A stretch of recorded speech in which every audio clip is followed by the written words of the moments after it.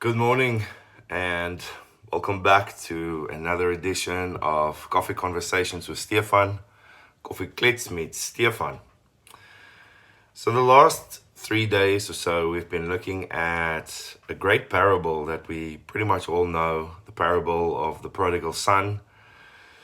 And we kind of look at how the father is really breaking custom quite a bit. And we saw yesterday the son making a decision to return back and what the father did and how he ran to his son, breaking custom for an old man not to run, and just the lavish love that the father is showing towards his son.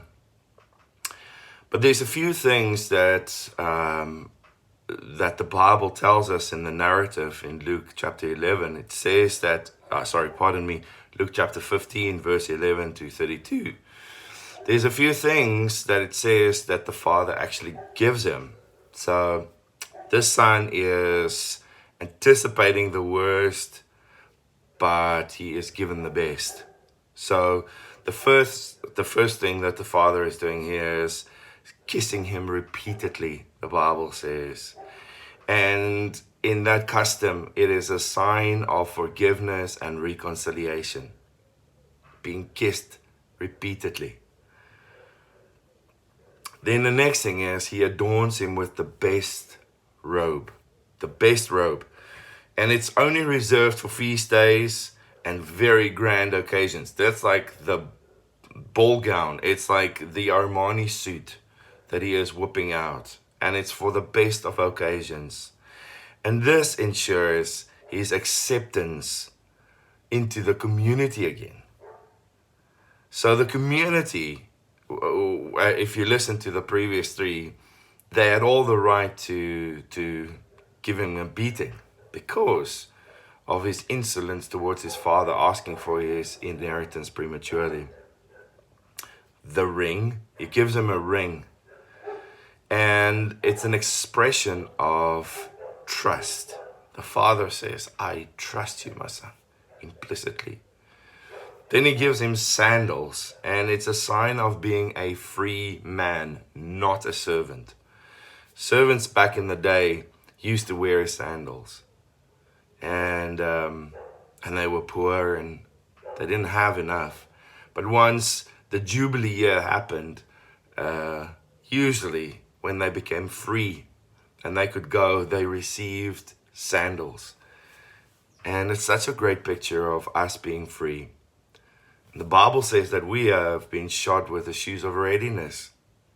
And that's sharing the gospel. We are free and we can share the gospel every single day.